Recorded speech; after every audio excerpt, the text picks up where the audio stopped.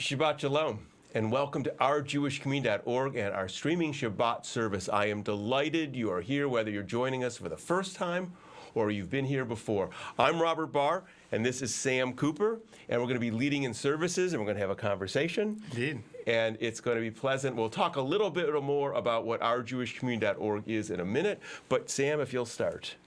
Put away the pencil and paper, put away the notebook and keys, set aside the shovel and hammer, rest. For this interval, no buying, no selling, no working, no laboring, no straining, not living in the past, not planning for the future. This is a time for celebration, for joy, for mirth. We are here, alive, to rejoice in another Sabbath, another opportunity to be together, grateful for our family and friends. With no distraction, we touch and are touched, the great gift of the Sabbath.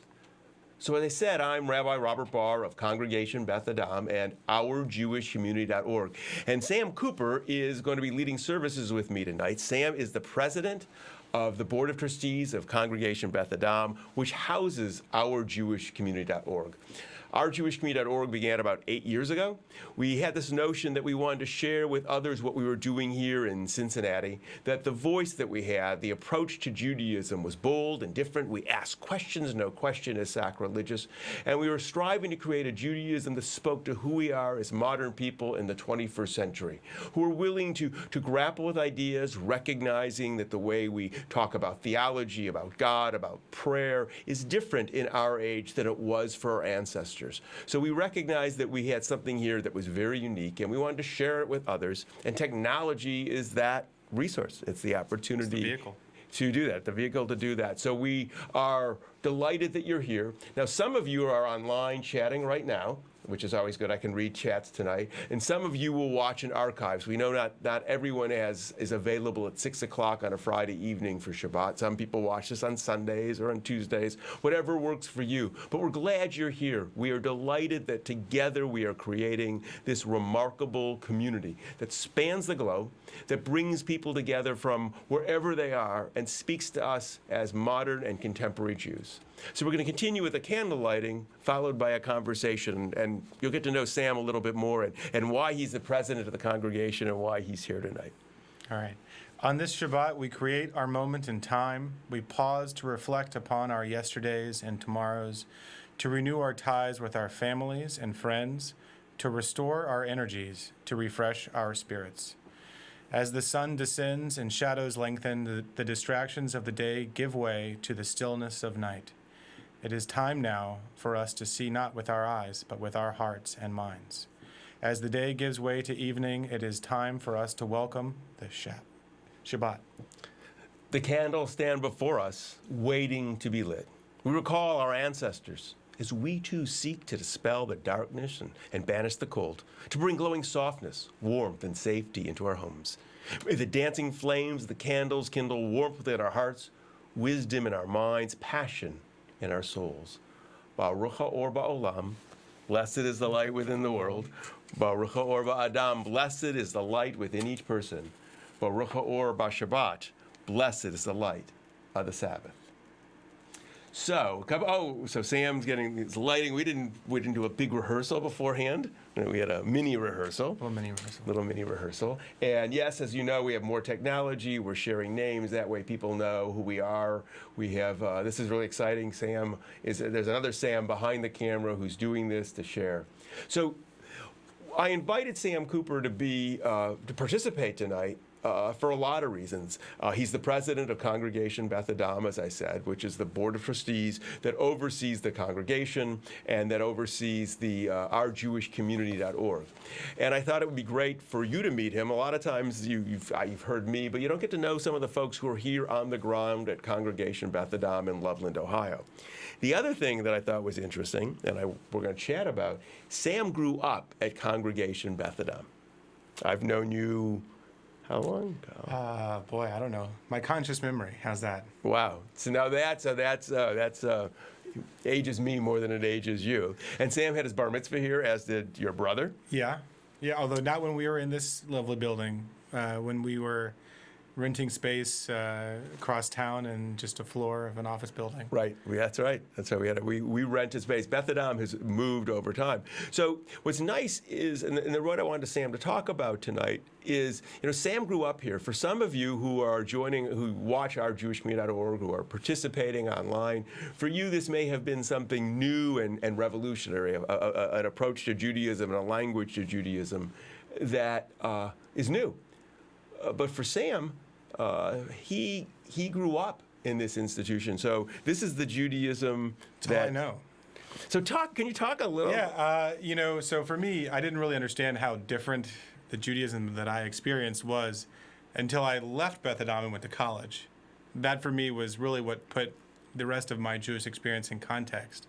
When I started experiencing Chabad and Hillel and those things that to me were totally unfamiliar and almost foreign to what I was brought up with.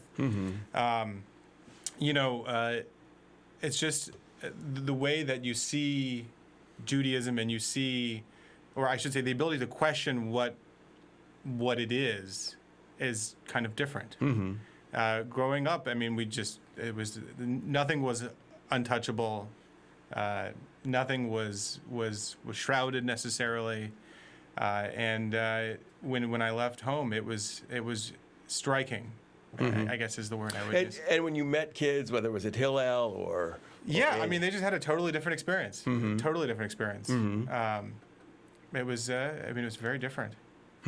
Did you feel part of the Jewish community even though you grew up here? I never felt not part, but I never felt part of their community necessarily. Right. So there was definitely I wouldn't call it a wall, but there was a division, and that may have been self-imposed. It's hard to say. We all construct our own walls where we want, but right. There was definitely some separation, but I mean, it's not as if I never felt Jewish. It's just, for me, it was more about intellectualism and cultural heritage than a belief in God. Right. Yeah. Did you have conversations like that in college or in my family? No, in college. Like in sociology classes. Okay. Sociology. So somebody asked a question. Sure. Somebody said, "Did you ever feel rebellious against humanistic Judaism? Did you ever when you left here went, man, Rabbi Bar is such a..." You never said Rabbi Bar was a jerk, did you? No, maybe he's long-winded. But you sound like your dad now. Yeah, but never really. No, I don't think I ever really rebelled. I mean, conceptually, it's such an open framework to exist in. I mean, humanism and humanity; those are very broad concepts. Cultural Judaism for me has never felt like a burden. It's always felt like, something that I carry on, in perpetuity. Okay. Did you ever feel like you missed something here? That's an interesting question. At some level, you want something more mystical, I guess, at some level. Right. But I wouldn't say I missed that. I look fondly at people who can be comforted by that kind of mysticism, irrespective of the religion. Right. For me, that's never felt like I could accept that level of wishy-washiness in any religion necessarily. Because you're pretty scientific. You tend to sort of rational thought. I mean, that's so. And what's interesting is the other piece of why you're raising your kids here. Yeah. My wife and I, we joined a couple years ago, 3 years ago, after we moved back from Michigan. We joined because we wanted to have kids, and we thought, what an open framework that we can place them into, where they can feel loved and comforted by a very flexible and fantastic ideology, while not feeling like you're closing them off to, anything. And it's unusual too. I think this is something a lot of people like rational thought. Yes, rational thought is good. I mean, and this is, I think, one of the sort of the issue when you use the word wishy-washy. I mean, perhaps that was overstating. While I appreciate the idea of mysticism, and I understand that people, including, I mean, even parts of my family. Right. I mean, I guess that's what I love about Beth Adam and our Jewish community, is that we're free to kind of express our own beliefs the way they are. Right. I mean, my mom could believe something different slightly than what I do. My father, my brother, we could all have different views on what it is, but we still exist in the framework of being Jewish. Right, right. And I think, the thing about rational thought and analysis, I think this is, how do we make decisions? I mean, that's sort of part of the, religion serves multiple roles, and I think this is one of the challenges is it about, I think wonder and awe can exist in a rational framework. Totally. I mean, I think the universe is pretty awesome. Right. I think it's most abstract, yeah. Right. I think that actually, I'm going to give a plug for a book. I'm listening to Mary Roach's Packing for Mars. I don't know if you know Mary Roach. She's an author who writes sort of science books that tend to be fun. Okay. She's written a book called Gulp about the how we digest food. She wrote a book about. I think she was on a podcast. Yeah, she's been. Well, she wrote a book about packing for Mars, and she's been talking about sort of weightlessness. And how the world is different in a weightless universe. I was like, man, the universe is so intriguing and awe-inspiring, and oftentimes we miss that. And I think science really can't allow us to open up. That's one of my. Yeah, I mean, and in that respect, I think if you can use religion as a vehicle to open your mind up to those possibilities, I think that can be one of its most powerful things. For one thing, it forces people to pause and kind of stop, because I think daily life is what kind of grounds us to this reality that we. I mean, just like it's hard for you to imagine being weightless. I mean, it's hard for you to imagine being, born a Syrian. Right, I mean, this is our existence, the context that we apply to it. Right. So imagine being on Mars, or imagining traveling, the solar system or galaxy. I mean, it's just different context. Right. So doing that. So the other thing that's interesting is, and I think for me this is one of the great challenges, is it's often said that your generation, your demographic, are joiners. I did. Yeah, you did. So what? I mean, that's interesting. I mean, you're also in business, so sure. You deal actually in an industry where technology and changing demographics. Yeah, no, definitely. I mean, and as far as my generation, I mean, I can understand why most of my generation doesn't join, because it's expensive, and a lot of my cohort hasn't found their footing financially as one might imagine it was possible for the boomers after the war. Certainly, it's easy to see why. I mean, in a world where so much is free and accessible and searchable, I mean, it's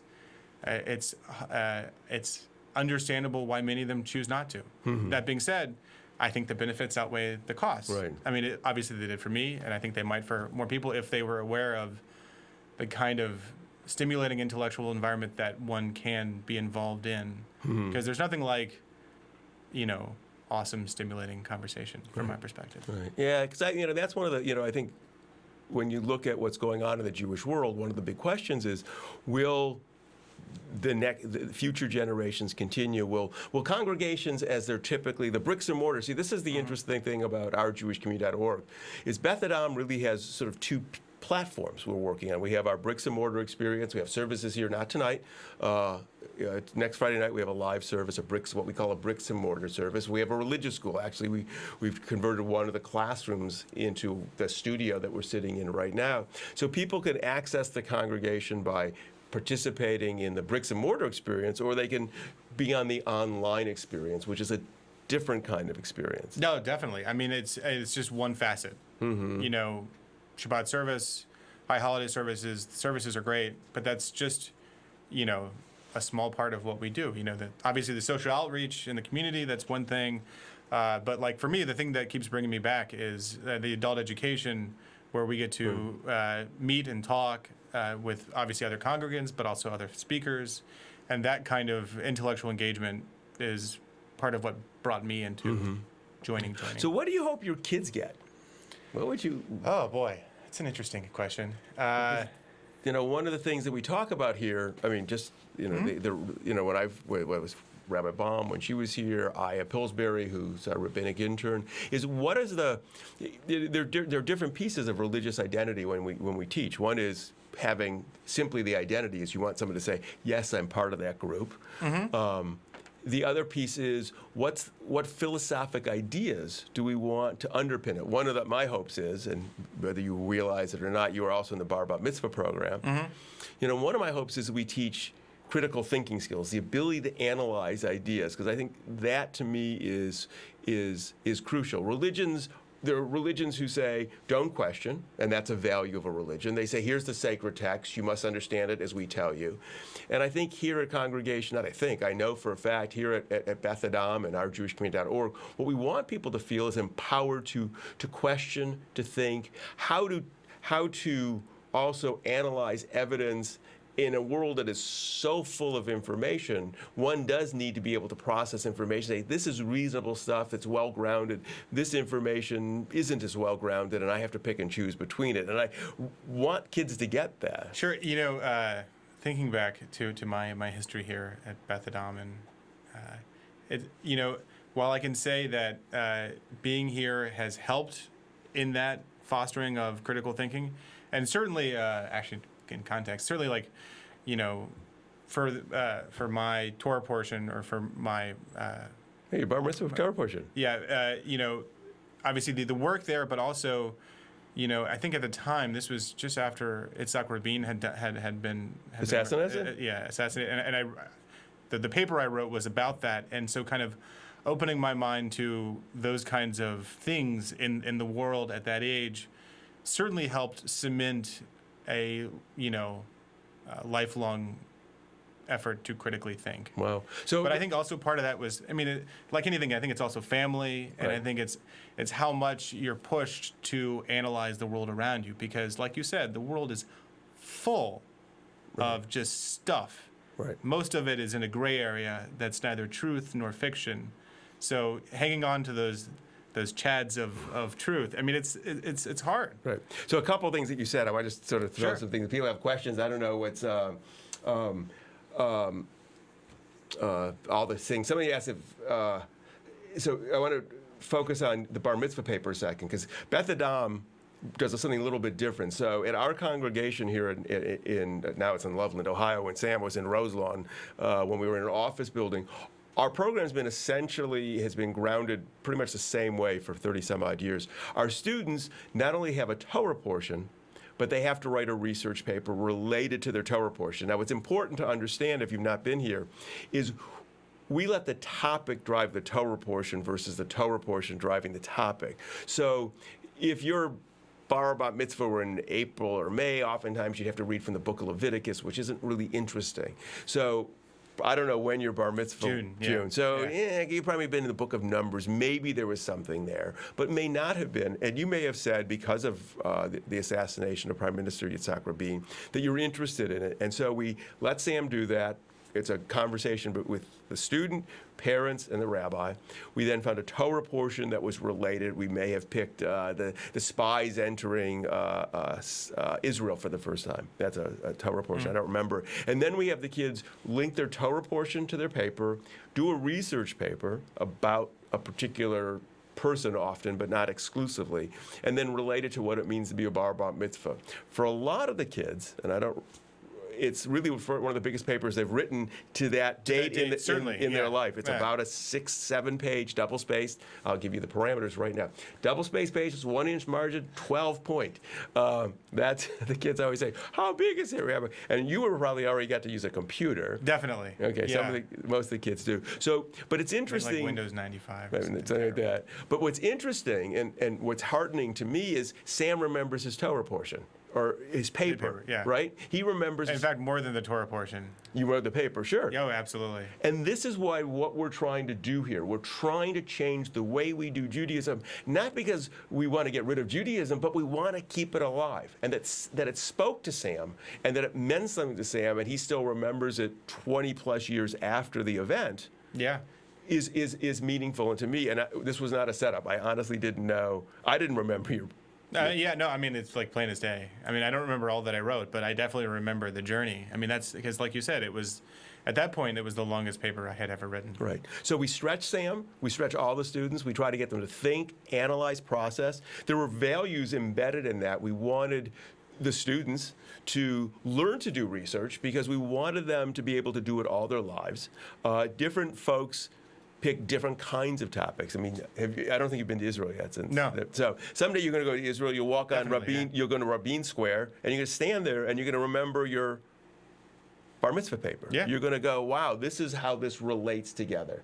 I mean, from my perspective, at that time, understanding that there was that kind of fanaticism in the world, informed how I understood the world view, like the world for the next 20 years. Well, that's interesting, too, because that was driven by an approach to Judaism that was fanatical. Remember, the assassin was an ultra-Orthodox Jew who came at Rabin out of this form of Judaism, said that you can't make peace with your enemies. It was horrific. Unfortunately, some of that kind of fanatical thinking still exists in Israel. In fact, after the stabbing in Jerusalem at the Gay Pride Parade, and after the firebombing of there was a house in the West Bank where an 18-month-old child was killed. The president of Israel, there's some really powerful things that they spoke about. This is not a culture that we can allow to keep on growing in Israel. It will destroy us. It's very sad. So that you studied that, you learned that, to me is really heartening, and it speaks to what we're doing here. That somebody can grow up here, they have an identity, they've thought, they come back, and so why? Yeah. So just double back to the kids. I mean, I think the core thing that I look for them would be identity, right? Just in its most basic fashion.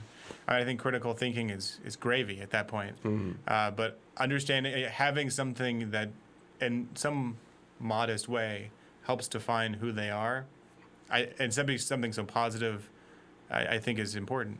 Wow. And one last question. So why are you the president of the congregation? Why did you decide? Because we meet weekly. Yeah. You have meetings. You got stress. You got. Yeah. There's stuff. Why did I do this? It's a good question. I did it because I feel like this is a great opportunity to give back to an institution that has served me my whole life. Mm-hmm. And we appreciate it. Yeah.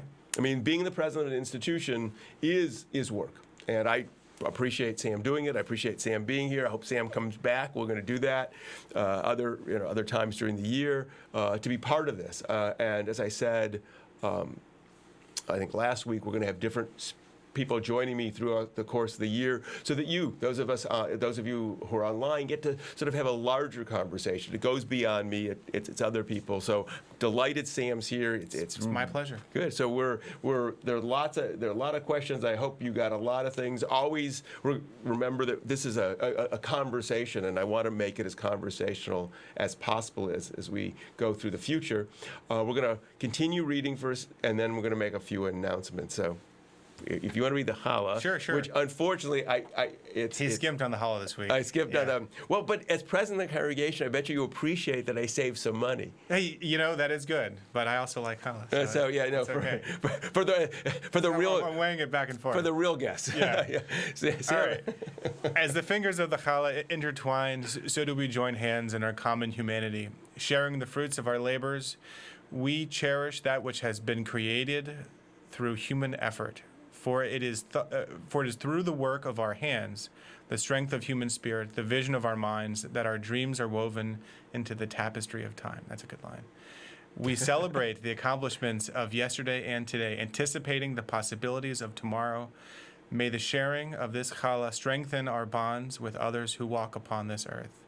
Blessed is the work of our hands. Baruch Hamal Kapenu. Yeah, I'll go up with Hebrew. Blessed is the vision of our minds. Baruch Hazon Ha'adam. Blessed is the bread of the earth. Baruch Lechem Ha'aretz. So somebody said Sam's a real guest, but he is also here so much. It's a little different. We're gonna have levels. I'm real. You're serious, but Sam. You also understand, as president of the congregation, I meet with Sam every Friday, and right? Yeah. And you drive by a lot. You live. I do. I live nearby, which is handy. So it's good. So let me lift this. If you have wine or juice, please join me. We celebrate the fruit of the vine and the bounty of nature as we lift the cup and sip from it. For we're part of nature, which gave us birth and continues to sustain us. Even as we depend upon nature, so do we influence its course. For the search for understanding, we have gained the knowledge to shape our world. Guided by the best of human wisdom and the compassion of our spirit, we accept the responsibility which rests upon us. May the taste of the wine or juice upon our lips stir within us a reverence for nature and a respect for human endeavor. Bruchim ha'chayim ba'olam, blessed is the life within the world. Bruchim ha'chayim ba'adam, blessed is the life within each person. And so we say, l'chaim, to life. L'chaim. It's always I always want to sing then. To life, but I don't. I resist. You're lucky. Restrained. That's what makes a rabbi. That's right? what makes a rabbi. A rabbi is about restraint all the time. Totally. So, really, I'm delighted Sam was here. Sam will come back again. It's been fun. And to do that, to do services at some point. And join me next week, Rabbi Aya Pillsbury, who's Beth Adam's rabbinic intern. Some of you may have met her before summer. She's going to join us again. Aya's been working very hard and is going to be part of the community. So join us next week.